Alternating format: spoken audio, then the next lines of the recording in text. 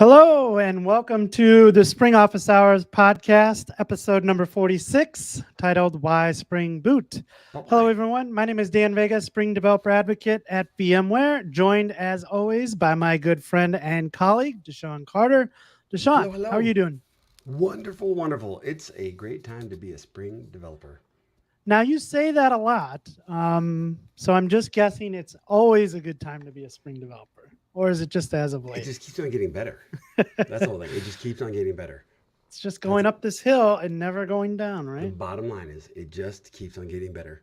The the Spring team continues to make our lives easier. That's true. Yeah, the Spring team and I think the Spring ecosystem in general, which is made up of everyone out there, the Spring team, the Java community. It's a great community to be a part of, and I'm really excited about it. So cool. So we have a fun episode today. Again, we are live streaming on YouTube. If you are on YouTube and you're here in the comments, please go ahead and ask your questions. If you have any questions, we'll be sure to try and get to those today. If you are not on YouTube and you are somehow listening to us through audio only, that means you have found our podcast, which is great. This is available in podcast format on all of the major podcast networks. So thank you for joining us there. We will do our best to explain to you anything that you're missing here on the live stream. So, what's been going on in your world lately, DaShaun? Lots of engagement with customers. I've been spending a lot of time with organizations trying to upgrade. Like, what does it look like? What are they running into? I am getting ready for conference season. So it's been busy. I felt a little overwhelmed at times, but the outcomes, like when I get to see customers report back, like, "Hey, we've got everything upgraded to the latest version of Spring Boot," that gets me excited. Yep. So Yep. it's been good. The the the sense of struggling a little bit definitely gets balanced out by the great feedback from the community. Yep. I can definitely sympathize with you on feeling overwhelmed. We have Spring One coming up, which is really exciting, but also we both have a lot going on there, so it's a little bit overwhelming in that sense. And it was funny. I was having a conversation with our fearless leader Tasha earlier today about that same thing, and she just said, "Well, welcome to the other side of Spring One," because I remember being on the other side of Spring One and just like a kid in headlights, just like excited to be there. And now it's like, wow, there's a lot that goes into this. But I told her, I said I'd have it no other way. I'm glad to be on this side of things. So Absolutely. Welcome everybody. We have some first timers here, and we have a great little community here. Simon, thanks for making everybody feel welcome for us while we're getting things kicked off. We have Samson from Nigeria. It's great. We love to hear where you're from, whatever part of the world you're from. So yeah, thanks for sharing. Are we coming up with Spring Batch UI dashboard anytime soon? That sounds like a great topic, and thank you for asking because that's something we should definitely share. That's great. yeah, Spring Batch in general, I think we haven't talked a lot about that on this show. So yeah, that'd be something we can definitely talk about. Got it. And Just Me is back, and we're still having some issues with the config server. So we'll see if we can do that. I might just say, hey, let's take this offline, and we'll pair. So Just Me, here's what we're gonna do. You're gonna shoot me a message on Twitter or on GitHub or something, and we're gonna pair. So I'm gonna, we'll pop up a Zoom and we'll get you figured out. How does that sound? Hopefully that works. Yeah, for those listening on the podcast, the question is really around IntelliJ, config server, and profiles. And so I do want to just throw something out there. There is a way in IntelliJ to change the active profile. Mhm. So if you go into the run configuration, there's an active profile there. And this just helps with like, hey, if I have all these different profiles like local, dev, test, prod, and I want to be able to like simulate me being in a production environment, you can set the active profile instead of doing that in a properties file. You can set it in IntelliJ. So I think there's a good play. There might be something going on there where you're setting a different profile and you're not reading the right configuration in. So maybe that's something. But Yeah, I think pairing is always a great thing. DaShaun and I were just talking about this before we got on. Most of the time when we have issues in life, it's like you could spend as much time as you want on it and never figure it out and somehow walk away and it fixes itself, or get a second set of eyes to go, oh, you missed a semicolon there or something. It's always those small things that somebody else can see right away. We've got some good questions. I like this question. Could you say 2 words about the relation between VMware and Spring? I am surprised every time somebody asks me that. I am surprised, but it's because I'm in the building. So, Right. what is the relationship between VMware and Spring? Like, what do they do? And what's the relationship between VMware and Broadcom? That's another question that's going to come up too. Yeah. This is a great question because I get this a lot. Hey, I know Spring, but I don't know VMware. Do you want to give us like a high level what VMware is as a company, DaShaun? Yeah, well, that's probably a great place to start. So VMware has actually been around even longer than Spring. VMware started with virtualization. So the ability to take hardware and virtualize it, turn some software, deploy some software, and make it appear like more than one piece of hardware, more than one computer. You can slice and dice your hardware and you can get better density with your infrastructure. So it was a massive improvement. It changed the way that we do computing and everything. And yeah, they've been around for a long time. They've done some really cool things. And there's tons of products, too many to mention, but that's where it started about 25 years ago. And about 20 years ago, Spring started. And Spring kind of went through, it got purchased. It was Spring Source, I believe, first. Actually, no, it had a different name. It changed names. The organization changed names. But it was just about that software framework. And there was just kind of consulting and training on top of it. But at some point, I believe it was EMC that purchased Spring. And then VMware purchased EMC. Or something like that. But yeah, there's some Dell was involved in Yes. the pictures, and the shells kind of moved around. But now, today, VMware, this massive software company that's doing things for companies on-prem, on the edge, and on all of the clouds, is the steward. They own, air quotes, they own Spring. They are paying and employing the Spring team, the core Spring team, the people that are delivering the releases and all that kind of stuff. So they are the stewards of the Spring community at large. VMware's at the top, forking out the money to make sure that Spring continues to be what it is. What did I miss? That's the relationship. VMware's the money bag. That is definitely the high level overview. When you say what did I miss, it's really hard to tell that story because, as you said, 20 years of history there. Yeah. And I have something to share later in the episode that I saw online today. So we'll kind of go through some more history of Spring a little bit later on. Hey, Dan, Spring Cloud, does it have a future? Absolutely. I don't even know why this question is being asked, Loveline. Absolutely has a future. Everything is somewhat in the cloud these days, whether it's your cloud or someone else's cloud. We're deploying to the cloud very often these days. So yes, Spring Cloud has a future. And as we talked about last week, Spring Cloud is actively being worked on. So we had Spencer on. He was talking about being able to set up Spring Cloud Gateway with Spring MVC now instead of using Webflex. So you can define all your router functions using MVC. So absolutely, the Spring Cloud team is all over it, building some really cool stuff, and yes, has a great future. Yeah, there's tons of projects in there, and all of them have a great future. So here's another question. IntelliJ is telling me the port is open. We're starting my config server. One thing to look for is config server by default starts on 8888, I think. Maybe check that. But yeah, config server, a part of Spring Cloud. Plenty of use cases for distributed things. Yeah. Yes. Tons of use cases. All distributed. If you've heard of Kubernetes, right? The Spring Cloud projects really help us do more things in our laptop and then in production, and everything in between, right? So the Spring Cloud projects are amazing. And I can say this, I think safely. The Spring Cloud projects are so good. Some are even competitive to the point where our customers, our community is replacing commercial products with what they're getting from the Spring Cloud projects. And yeah, so that's exciting. That kind of says something to me about the quality of those projects. Cool. All right. A couple more things here.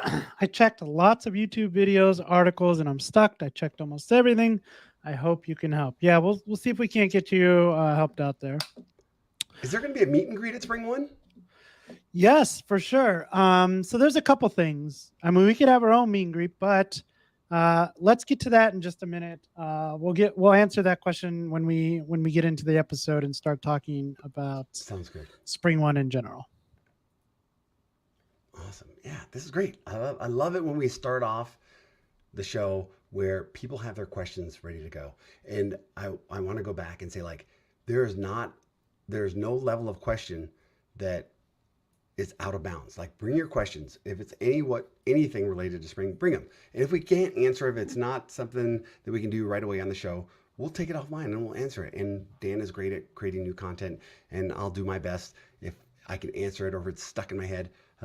Later after the show, I'll go out and create a video for it. So get your questions asked. Cool. At my house. I'm going to say it again.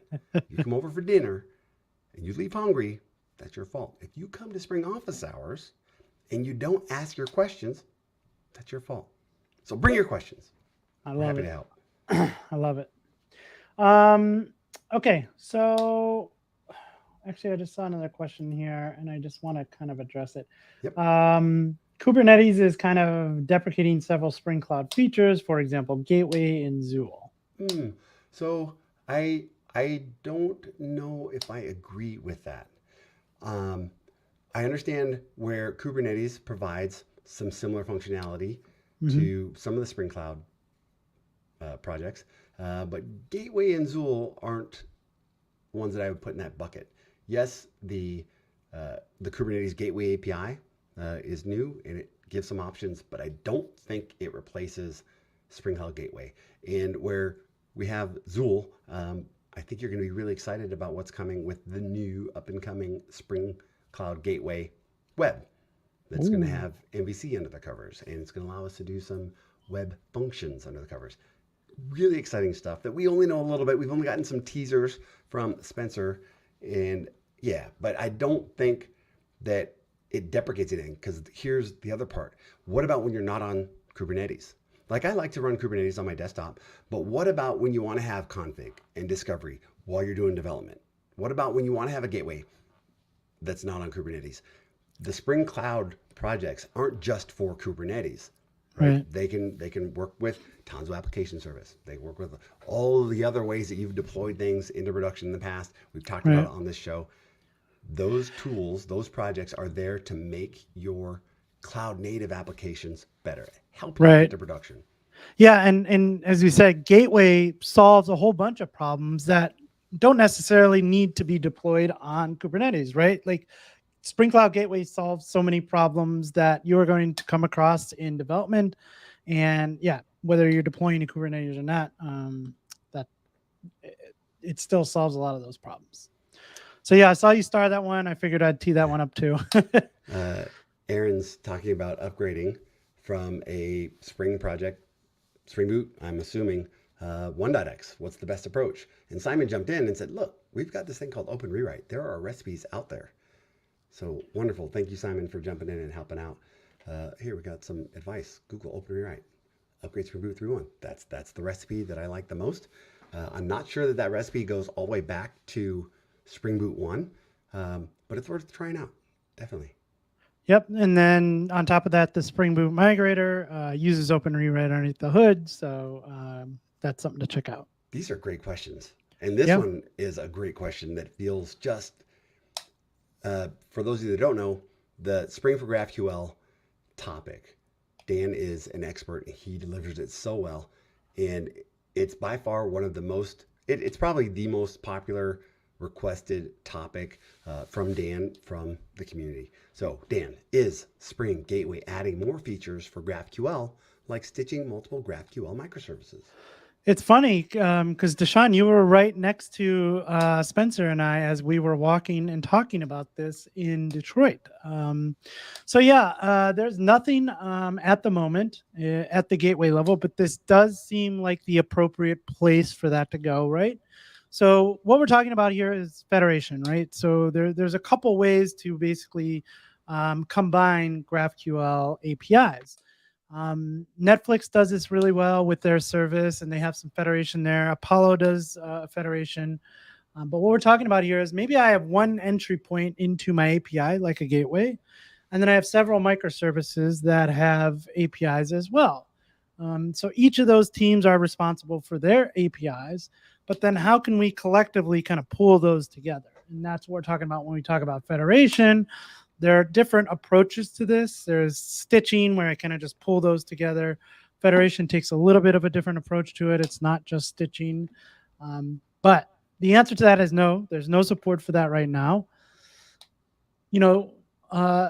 Spencer and I, again, walking and talking, thinking about this out loud, this should be possible, right? Like, there are probably ways and tools that we could do to pull this together manually.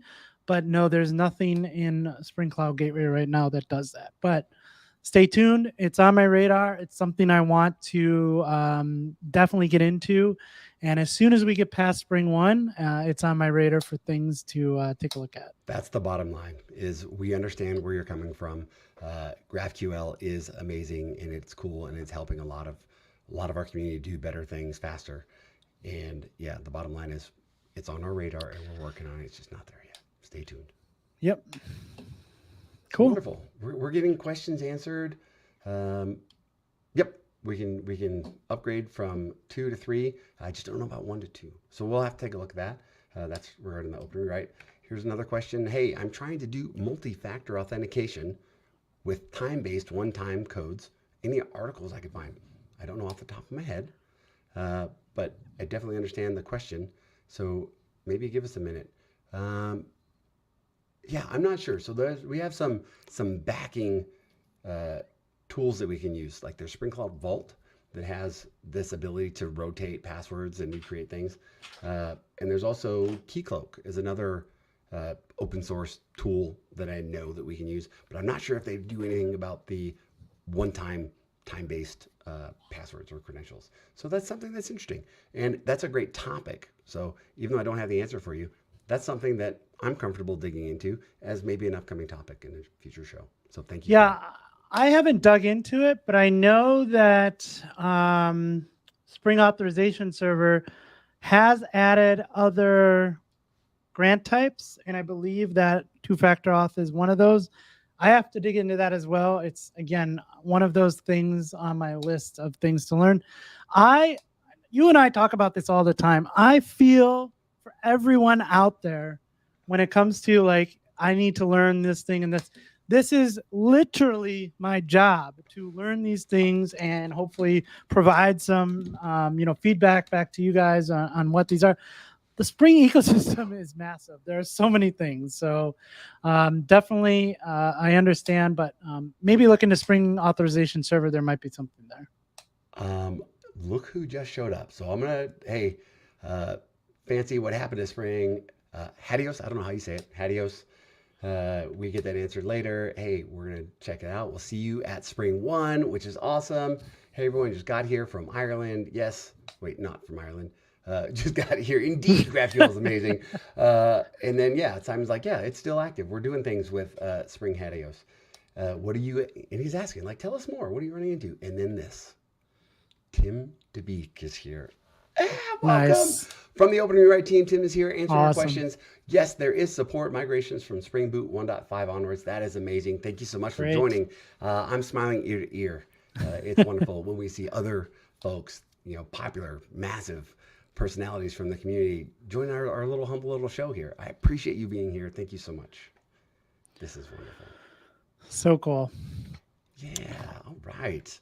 All right. I figured we can kind of get going with the show today. We've been answering questions. Keep getting your questions in. We'll get to those as they come. But we have a couple things that we want to discuss really quick. So the first off, we've been saying this, but just a reminder, Spring 1 at VMware Explore. We are now into August, DaShaun. That means we are in the month of Explore. Only a few weeks away. Wow, that has come up really, really quick. So August 21st through the 24th in Las Vegas. There is still time to register if you have not registered yet. The other thing you could do is the schedule is now up. So what you can do is you can go in and take a look at the schedule. There's also a scheduler. So if you want to kind of figure out where you want to be on what day, you can go in and schedule those sessions. But there's more, which is really exciting. Because there is more. Some of those sessions are going to be packed. We know that they're going to be packed. So some of those sessions have limited seating. Yep. So you've got to go in and you got to say, I'm going to be at this session to save your seat. So as you walk in, they're going to be like, oh yeah, you cool. Here, we'll show you your seat. I don't know how it's going to go, but you've got to reserve your seat at that session in order to get into some of these sessions. So if you haven't registered yet, definitely do it. So just as an example, on day one, I would go in and say, I'm going to be at the keynote and then I'm going to be at Dan's talk. So I would go ahead and schedule those. Those are two good talks to go ahead and check out right off the bat. Absolutely. Actually, so Dan and I cannot reserve our sessions. That's true. So we can't. In my calendar, I tried. I've got my calendar and I've got where I'm going to go, and definitely I'm going to be. Wait, is that? Oh, did I not? I might have chosen. Oh, no, I'm just kidding. I'm going to Dan's talk, and I've got my schedule all lined out because I couldn't use the scheduler. We're not allowed to use. Same here. So yeah, I started going through here and looking and go, oh, Oliver's teaching a workshop on Spring Modulith. I definitely want to be there. So that's going to be packed. Yeah, I've just been going through this, kind of getting giddy. There's two parts of this, right? I have so much to get ready for to be there as a presenter. Aren't you getting like 10 talks? As an attendee, I'm like really excited to like see some of these talks. So not 10, but I did announce this in my newsletter this week, which you can find over at danvega.dev. I, alongside the great DaShaun, will be on the main stage during the keynote. Where's the celebration track? Yeah, we need one of those soundboards. So that's going to be very exciting. Being on main stage, I get to do a little emceeing. DaShaun is going to be doing a lot of emceeing. I'm doing one little small part, but I'm very grateful for that small part because I get to talk about some really cool things that I'm excited about. So that's going to be so much fun. And then, I have 3 talks. We're going to be doing a lot of booth duty. We're the next thing that we kind of wanted to talk about, we've been teasing this out, but we are going to have a 5K. This is not an official VMware or Spring 5K. This is DaShaun and I like to run when we're in places, and we want to get together. And anybody who's interested in running, we are going to have a 5K. We'll try and find other ways to let people know about this, but you are here, so you're going to know first. We're going to have a 5K on Tuesday, August 22nd at 7 a.m. Just all you got to do is bring your shoes, bring your shirt. I mean, if it's hot out and you don't want to wear a shirt, that's fine too, I guess. Just meet us in front of the Venetian, and DaShaun is going to put together a spicy little 5K route for us. Again, 5K, it's not much. It's an out and back. So no matter what, because we're doing an out and back, you're going to find somebody that you can run with and chat with, and Dan's going to be way up at the front. But because we're doing an out and back, we're going to go out and we'll all come back and we'll return together. So if somebody's coming on the way back and you want to chat, oh, hey, there goes Dan. Like, you can do that. So we're going to have a lot of fun. And it's like a meet and greet plus. So if you're interested, and if you just want to walk, come out and join us. Come out and join us. It'll be fun. And again, 7 a.m. gives us enough time to be able to do the run, come back, shower, grab your breakfast, and hit the keynote on day 2. So that's going to be fun. That's our little 5K on Tuesday. Then we have the day of activities. And then we are going to be doing a live version of the Spring Office Hours podcast on Tuesday at 3:30 p.m. This will be in the hall where all the booths are. We have a broadcast wall that we can do events from near the VMware booth. So if you're in that area around 3:30, come by and check us out as we do a live version of this show. There's also, check out the scheduler. Again, there's a nice welcome reception on Monday from 5 to 7. One thing I'm really excited about is on Wednesday, there is a 20th anniversary of Spring Party. Oh my gosh, at the Venetian Expo and Convention Center. No, this is going to be really exciting. So, wow, Then I just can't believe it's already here. right after that, scroll down to the bottom of that. So first we have the Spring Party, and then we have the VMware Explore Party. Yeah, it's like back to back.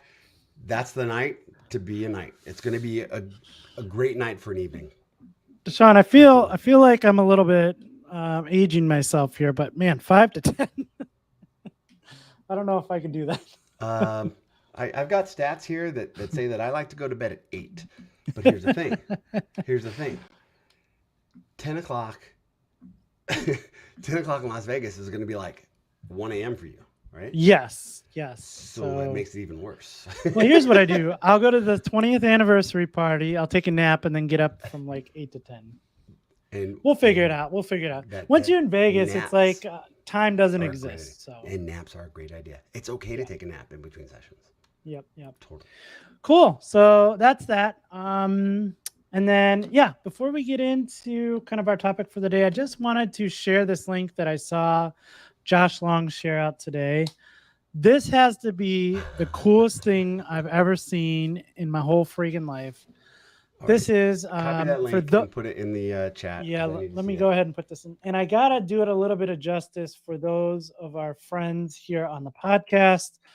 If you go over to spring1.io, history-of-spring. What I'm looking at is this page. It looks like a kind of like a 2D game, like an old Nintendo game. Has a score in the upper right-hand corner of 1800.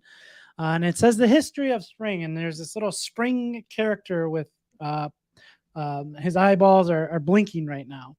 And then it says scroll or use the arrow keys to kind of move through. So I'm going to hit, I'm going to go here and start moving our little character. And as he moves, the first thing that you kind of get to is 2002. Rod Johnson publishes the book addressing J2EE complexities.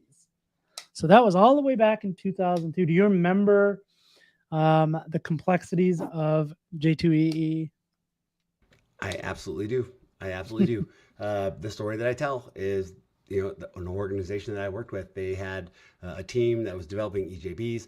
They would literally, they were only in the office from Monday to Thursday. Thursday, they would do their commit, and their commits from Thursday wouldn't get deployed until the next Thursday. It took 4 days to do all the things, the WSDL and all the stuff, and the EJB and the mapping and the context configuring. And if you recall, J2EE had like 12 different roles that needed for people in order to take Java to production. And yes, and I had to do all 12 of those roles. I got to tell you, what I vividly remember was I learned Java in school. I started with struts, and this for me, building applications for the web at that point were like, oh my God, this is like rocket science. I don't need this seems very complex to get something to show on a web browser, right? And that is why early on in my career, I kind of diverged and I went the web route, and I told the story. I got into something called Cold Fusion because building applications for the web was very complex in the Java world. At least it was for me. And I was like, I just want to write some HTML and put something that talks to a database online. And, the several things out there that kind of solve this problem, like the PHPs and the Cold Fusions of the world and the ASP.NETs at the time. And that's why I got into that. And so, Rod Johnson in 2002 publishes this book. And I think let's just go through this because we're talking about why spring is the topic for today. Great. And this is going to give us some history. So 2003, Rod Johnson, Jürgen Haller, and Jan Karoff start the Spring Framework open source project. So that was 2003. What is this year? 2023? What's the math there? I think that's 20 years. Wow. That's awesome. So 20 years, 2004, Spring Framework 1.0 is released. And for those of you at home, you really have to get home. Or for those of you on the podcast, if you're like driving, don't look it up right now. I don't want you to get in a car wreck. I want you to, when you get home, look up this website. I'm trying to describe it. Our little spring friend is like running along in this like Mario, Zelda looking world. And he's just very happy and blinking his eyes. It's great. 2008, Spring Security 2.0 is released, renaming it from, I don't even remember how to pronounce that. Do you know how to pronounce that? ACG. ACG. That's what I called it. Yep. ACG. Now our friend's going down a little Mario pipe. 2011, Spring Data takes on NoSQL workloads with Spring Data MongoDB, Spring Data Redis, Spring Data Neo4j, and Spring Data Gemfire. I remember that. Can I jump? I remember that. It jumps automatically for you. Oh, I got a coin. 2014. Oh, man, this is like yesterday. I do remember this. Spring Boot 1.0 is released, introducing rapid application development. Oh, do you remember the days of spring without Spring Boot? I try not to. There's some things that have, I use the word scarred me from those times, but it was still way better. Than what I was doing when I was doing the other things, right? Exactly. The EJB configuration was told by all the things, and Spring definitely improved my life. Even when it was XML and configure all the things, it was still way better than the alternative. Yep. Okay. 2014, Spring Batch 3.0 is released, switching to Spring Boot's dynamic bootstrapping capabilities over archetypes. I want to jump on that. I can't jump on that. 2014, Spring Integration 4.0 enables integration flows to be configured without XML. And that was magical. That was a good time. The world is better without XML, unless you ask Steve Ballmer, who thought it was the next greatest thing ever. All right, but so wait, we're going up. Oh, jump. 2015, Spring Cloud 1.0 is released, providing tools to quickly build software for distributed systems. 2016, Spring Cloud Task is introduced, supporting short-lived microservices. Ooh, come on, jump. You got it. 2016, Spring Cloud Stream 1.0 is released, enabling event-driven microservices. We have 2016 Spring Cloud Dataflow 1.0 is released, providing an orchestration service for data microservices. Now our friend is going down the tube again, and there we go.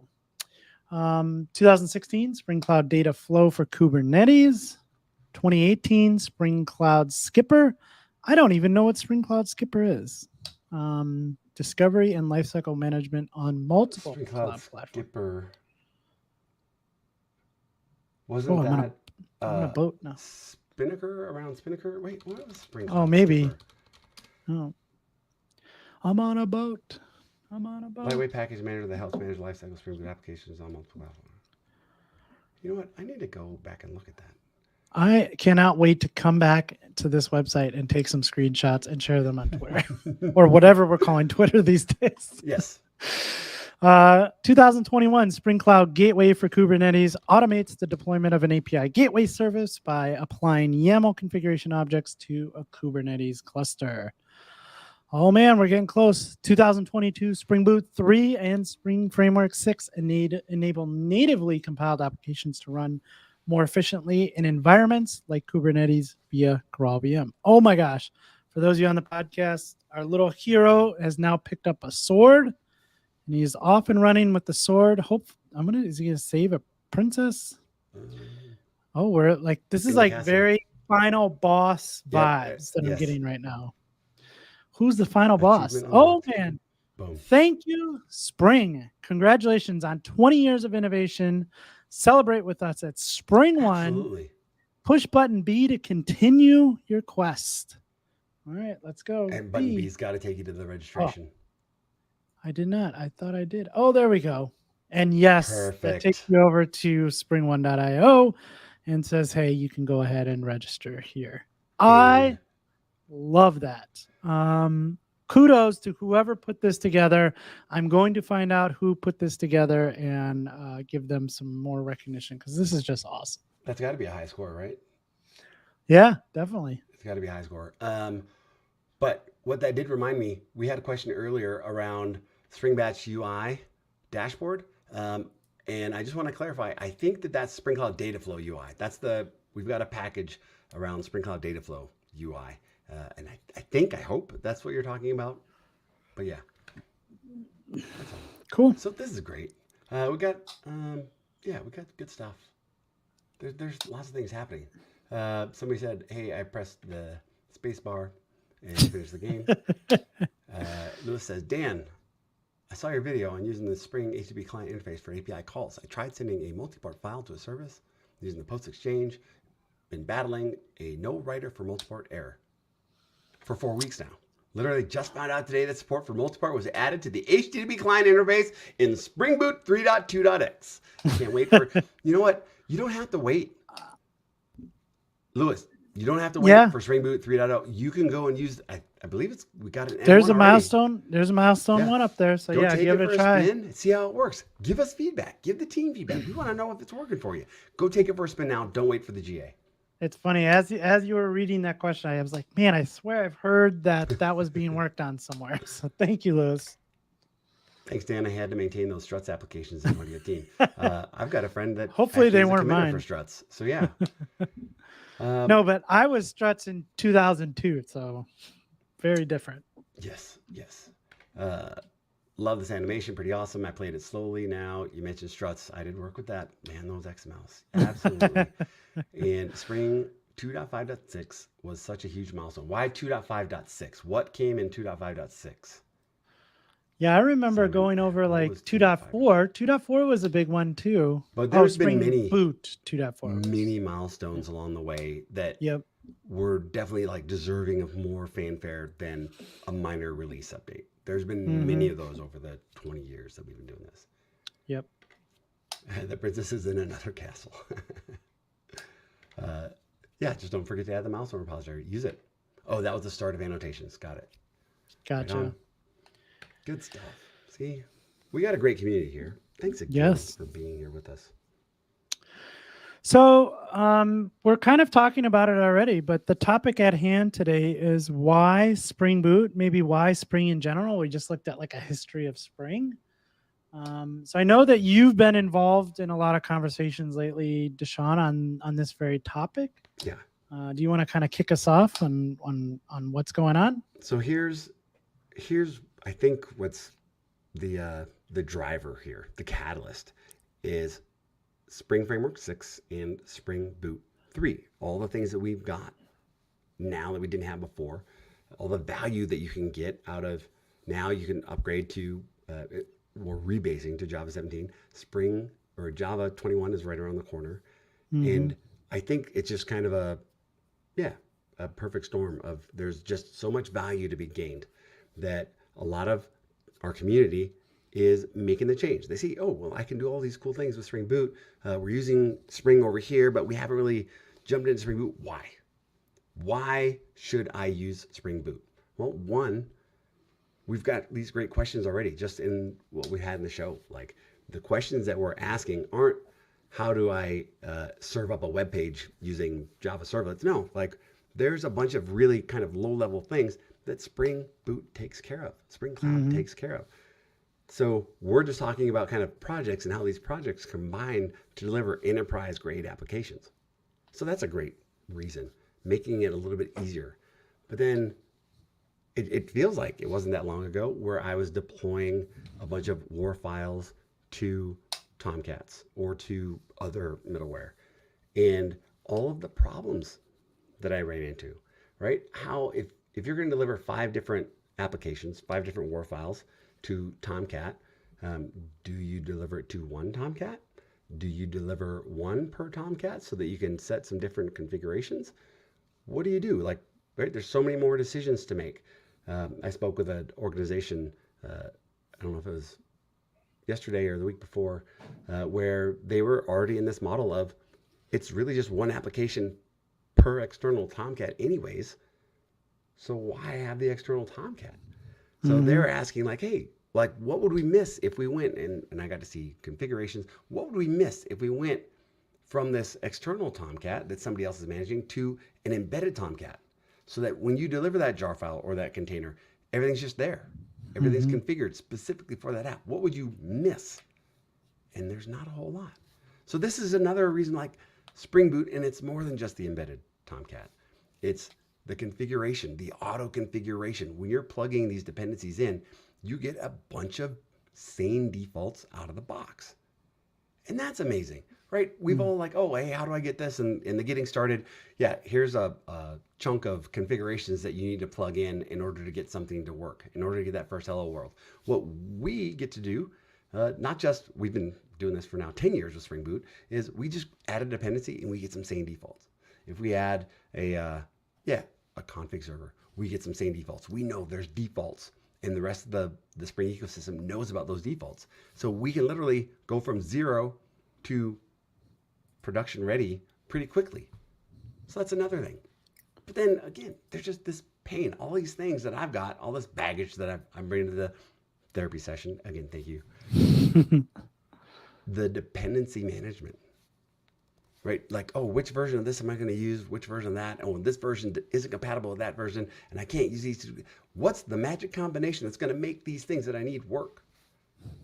Spring Boot does that for me, right? There's so much value in just being able to update a POM, add some dependencies without versions, and get the magic combination that's guaranteed to work, because that's the promise. That's the promise that the Spring team gives to us, is that when you're adding these dependencies, you're adding these Spring projects together, the dependency tree, you're going to get the right versions, and those versions are going to be guaranteed. Everything in that release train is going to be guaranteed to work together, which is awesome.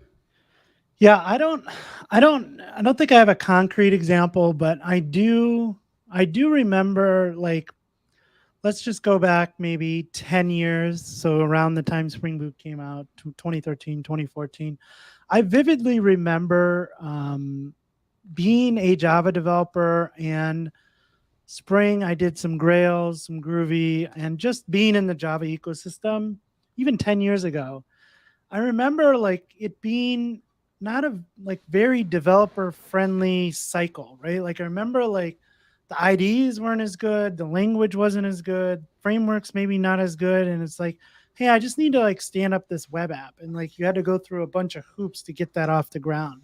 Yep. And these days, like I put these demos together for conferences, for presentation talks, and I'm just like amazed at, and again, this is not me being a company man shilling, just like marketing terms at you, but like it just really is so easy to get projects up and running. Go to start.spring.io, pick your dependencies, pull it into an IDE, and things just kind of like work for me. I mean, I take it for granted sometimes just how easy apps are to get up and running. I'm gonna show my screen here,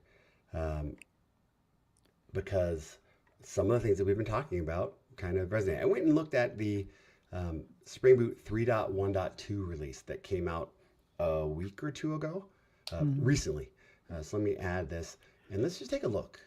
Extra camera, and let's take a look. Like, what does that mean? What came out just by upgrading? Did it add? Where's my screen? I tried. Let's do this. Nope, that's not it. Hold on. I want to be able to show this screen. Oh, maybe I need to do it a different way. Okay.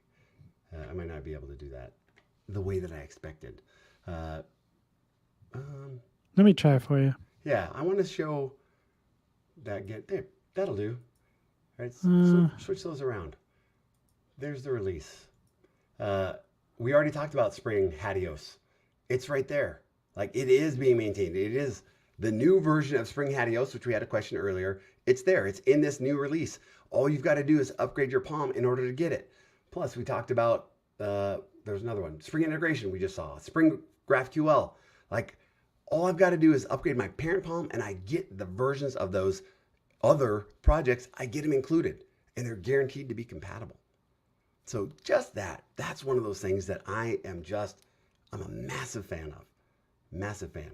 And there's so much more. So this release is just upgrading versions. Those projects are being released independently, right? There are different teams releasing those projects independently. And yes, if your bug was fixed, you could absolutely grab that project and get the latest version and get it to production early. And then later on, you're going to swap it out and you're going to follow the release train the rest of the way. You don't have to stick on that one-off. But again, there's options. You've got all the flexibility in the world. You don't have to just wait for the release train. You can do it separately as well. So yeah, this dependency management, the dependency goo, has definitely been a whole lot easier now that Spring's around. And the question that I've got, one serious question I've got is, what are the alternatives? Like, what are we doing if we're not using Spring Boot? I remember my journey. I was looking at other projects. Drop Wizard was one, where I'm trying to go and get things to production. And I wanted to have some visibility. I want to have some consistency in how I was delivering. But I made up my mind, and I think Drop Wizard's still around. We actually have one of our friend customers who is migrating away from Drop Wizard towards Spring Boot. So we're wishing them the best of luck. And but what are the other options? What are other options that are there's none that are better. What are the other options that people are using? I don't know. So this is a time for me to kind of ask the question, why? Why am I here? Why do I like Spring Boot so much? And is there some other alternatives that I should be considering? I've got my opinions. What do you think? Is there anything Yeah, and that compares? I think there's always a right tool for the right job type of thing. I don't think I'm going to get into specific examples, but yeah, there's always a right tool for the right job. But for the things that obviously that we're talking to our customers every day about, Java, Spring, just seem to kind of fit into all of those problems and solutions. It provides a solution for those problems.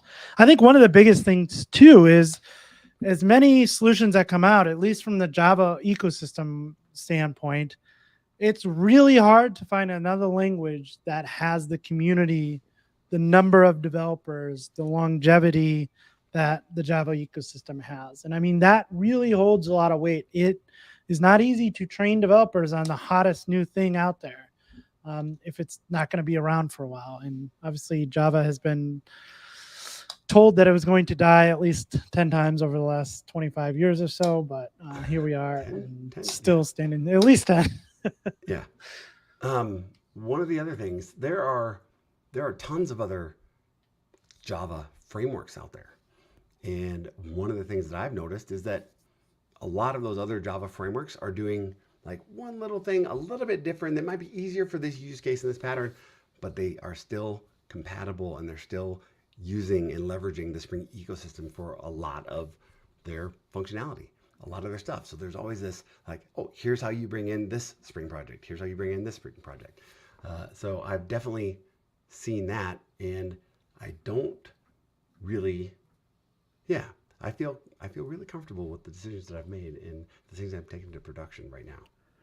You know, DaShaun and I are going to keep talking about why Spring, some of the things that we really enjoy about Spring and the community.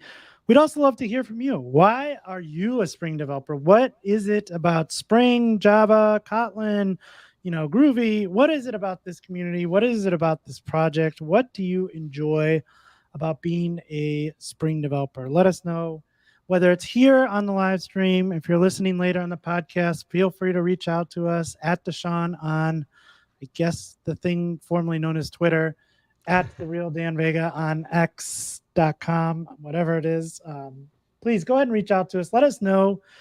Send us an email. What do you enjoy about Twitter? These are, we love hearing from you guys. We love hearing because we talk to developers and customers, but we want to hear from you. We want to hear why you enjoy it.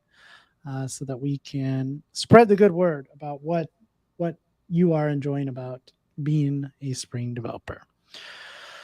Cool. I have a serious question. I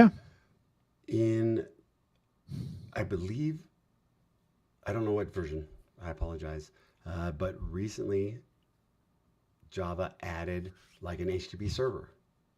Yep. That was 20, or Was it 19. 20? Yeah, I was going to say 20. maybe 19. But that idea, and I wonder what's the value prop? Is there a difference there?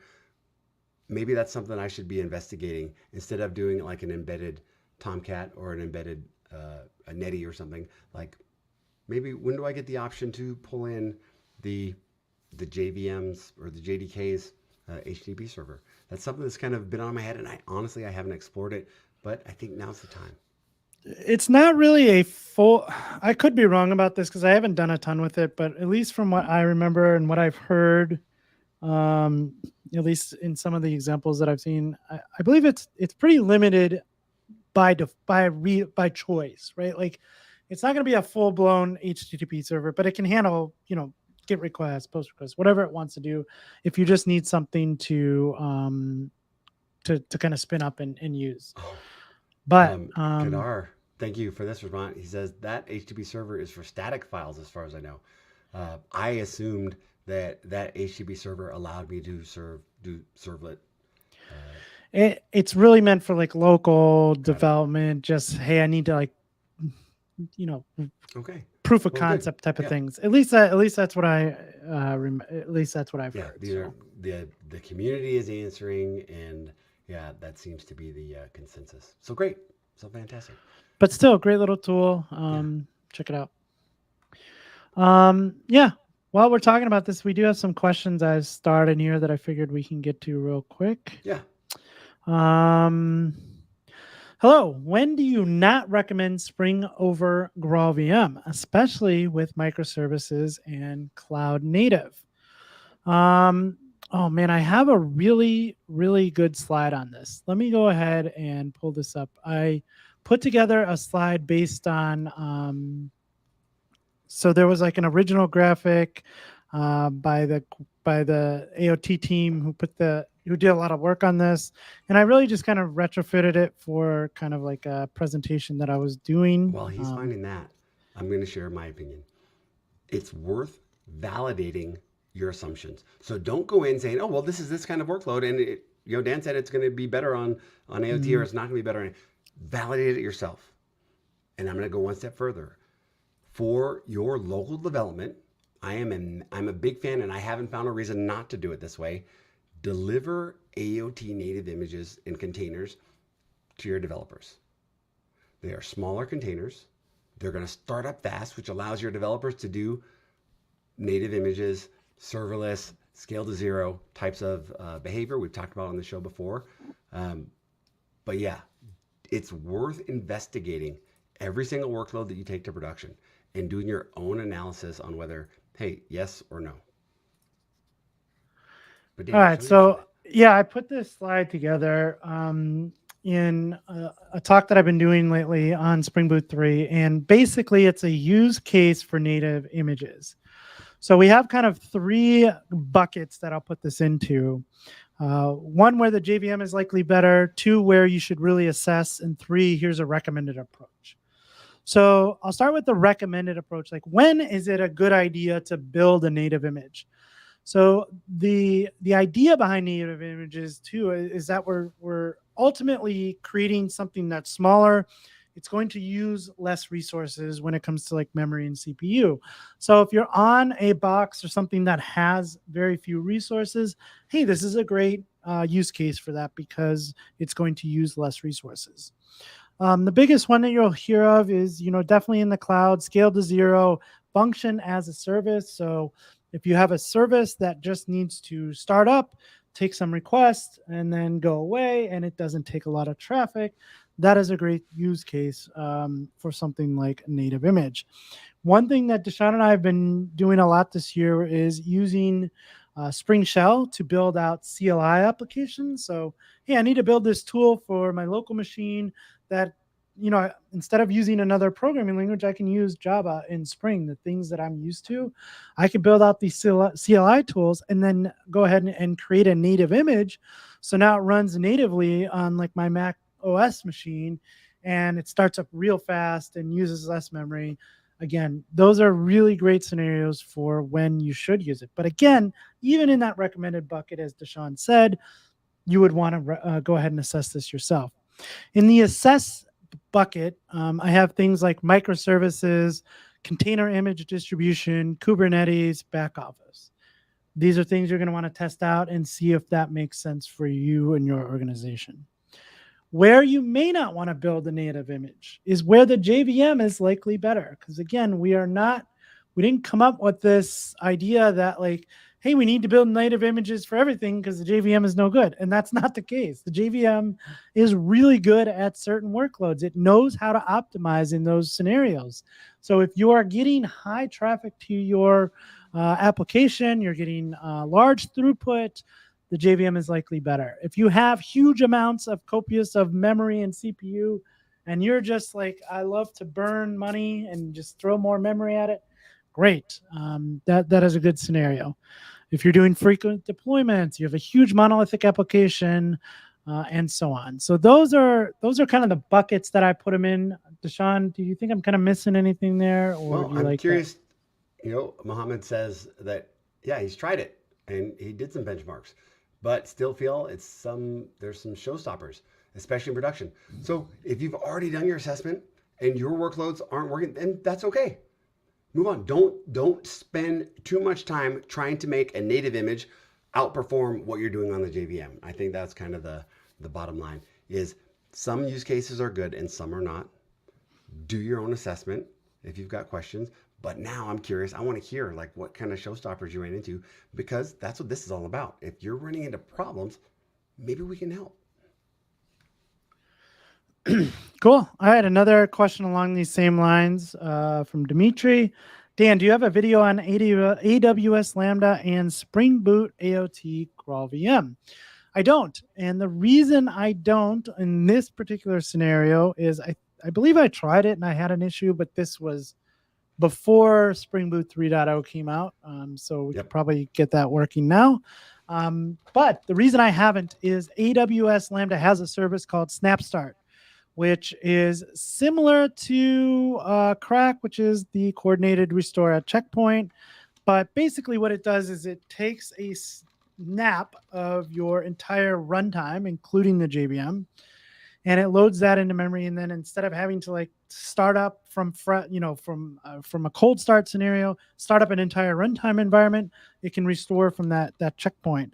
And Lambda SnapStart, if you look through their documentation, they offer up to almost 10 times improvement on their Lambda functions. So if you're using Java and if you're using Java, or if you're using Java and Spring and you're deploying to AWS Lambda, check out SnapStart. It's really easy to get going.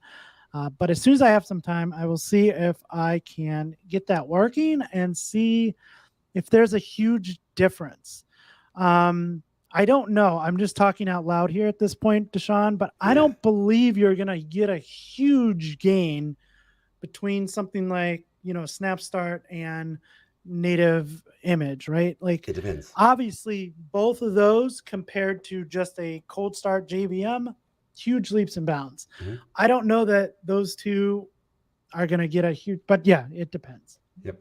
And I was looking, I'm positive that I had a repository somewhere taking the native image. Again, I did it with the Spring Native, so pre-Spring Boot 3.0 release, where I did take it to AWS Lambda, but I cannot find it at the moment.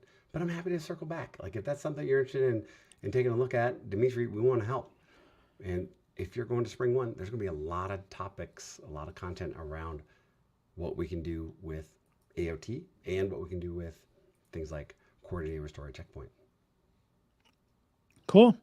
I got another one here. What I enjoy about being a Spring developer is, among many, the way things get easily configured and set up, and the power of annotations. Also, its evolution where it keeps improving.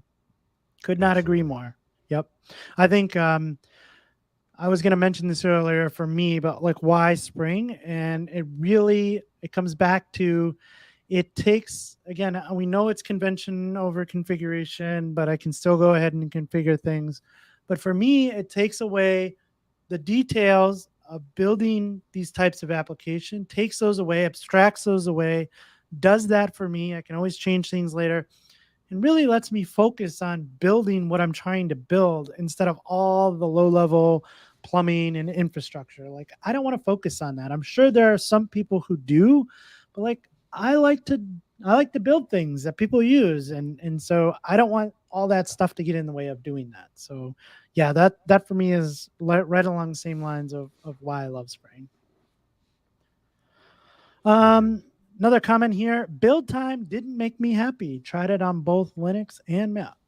And So what does he yeah, say I about was gonna that? say it's a trade-off, right? Yeah. There's a trade-off when it comes to AOT, when it comes to building native images. But I don't know. For me, that isn't a holdup because I'm not doing that all the time. That is like the end result. I'm still writing my application the same way, still running it the same way. I'm still testing it the same way. The native image compilation is the target runtime. It's the final result. I'm not doing that often. So And I'm to going to me, put it that this way. isn't a big holdup. I got it from Alina. I build it once. I deploy it way more. Right? So I'm really leaning into this building native images for your developers, for the development team, so they can run on Kubernetes or whatever. They can run it locally and scale to zero, so that hey, when I want to hit Muhammad's service, boop, it comes up in 0.085 seconds. Then I can do it, and when I'm not using it, it scales down. That's what I think is going to be the future of development, and I'm all in on it. That's the way I'm operating, and you'll see that. But that trade-off, it's not a part of your inner loop cycle. Don't do AOT processing during your inner loop cycle. That's a bad thing. You're doing your development. We got our dev tools so you can hot deploy, auto redeploy as you're making changes in your IDE. That's the way to go for your inner loop development. That cycle while I'm figuring things out. Let your native images, your AOT processing, let that be handled by the pipelines. We're too busy, and I don't have the attention span to wait for that minute and 30 seconds for something to do the AOT processing either. So make that a part of your pipelines. We've got tons of examples. If you'd like some help, happy to help. But yeah, it's totally a valid trade-off, especially if you've got a team of developers that you want to, enable to do some really cool things. Another good question here. Hey guys, can someone help me with any resources where I can learn full on microservice from app development to deploying to Kubernetes for Spring application? So I'm going to let you handle this in just a second, DaShaun. I just want to talk about this though, because we often get questions about just learning about Spring in general. What are some resources on this?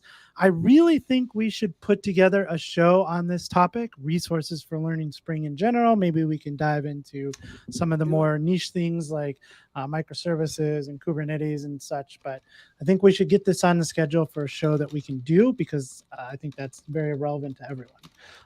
Simon mentioned in the comments, which I would have done as well, Spring Academy is a great resource in general for learning Spring.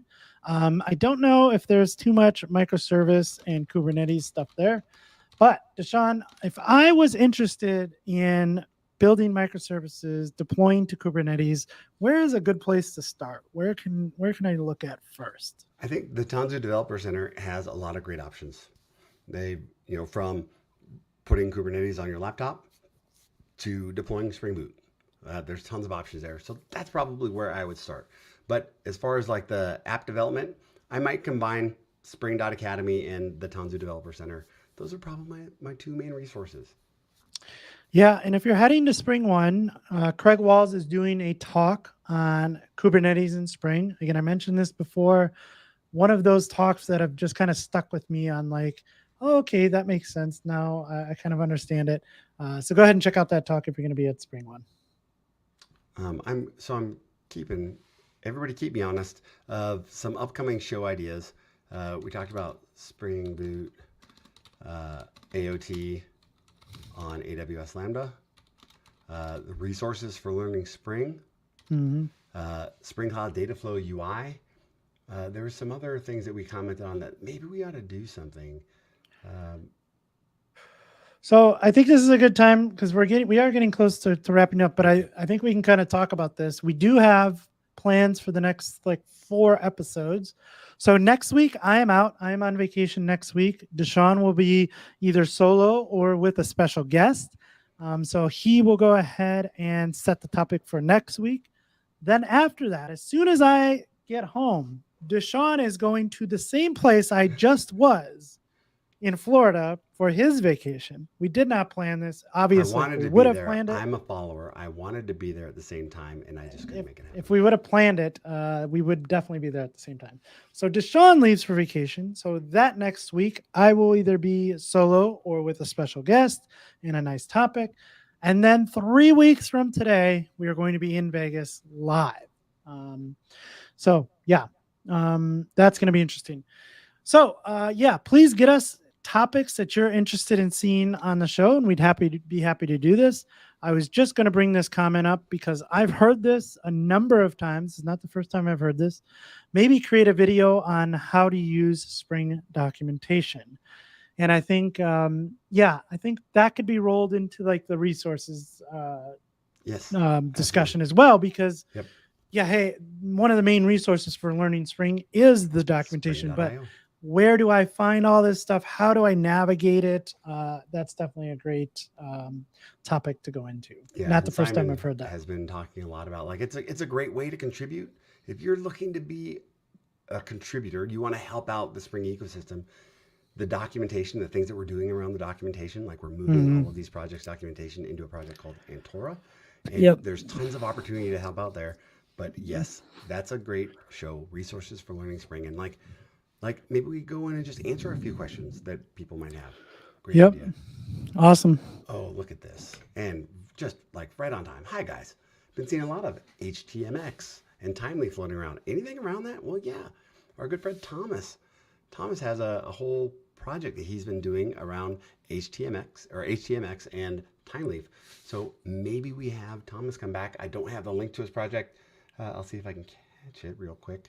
But yeah, it's a thing. And actually on Josh Long's podcast, the Beautiful podcast, he had Dave Sire on last week. I think it was the last episode where they were talking about like different things you can do, different ways of delivering a UI with Spring Boot. So check out that episode and you will definitely hear about HTMX and Timeleaf there. Cool. All right, I have one more comment in here. I love Spring because the scale that this framework is used, not only enterprise, but also in a lot of hobby projects to learn new integrations, because it really helps me learn new stuff.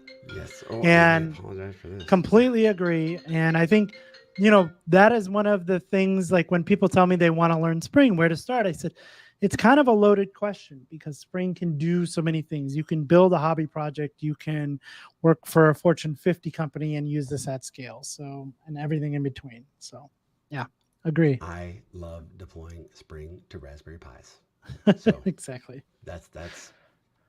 We can have this conversation. We can talk Kubernetes on Raspberry Pis. We can connect all the dots with a $45 single board computer like the Raspberry Pi.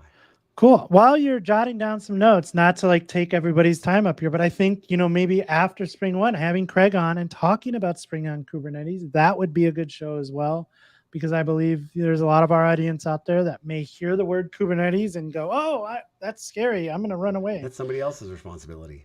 Yeah. But yeah, there's a great intersection between Spring and Kubernetes, and that'd be a good topic. On Ryan Baxter's workshop at Spring 1 at VMware Explore. All about running Spring on Kubernetes. I'm definitely going to be a part of that. That's going to be fun. If I get a seat. If I get a seat. Cool. All right. Well, I think that is all we have for today. We're running a little bit long. Again, DaShaun will be here next week.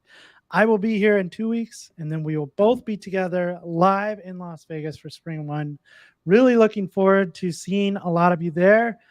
We're going to do a run. We're going to do a live show. We're going to do all the learning. We're going to do the hallway tracks, pool park. I don't know what's going on in Vegas. Whatever is going on in Vegas, we'll find a way to get together with you guys. So thanks again. If you're interested in learning more about the show, head over to springofficehours.io. You can take a look at the landing page there that has all the archives of the previous episodes, as well as go ahead and ask your questions. So if you aren't able to join us on a live stream and you want to ask some questions, we have a little button there to go ahead and ask a question. With that, I will be on vacation. DaShaun is going to give you all the knowledge next week. I will see you in 2 weeks, and we are looking forward to Spring 1. Thanks, everyone, and Thank you so much. see you in the next one.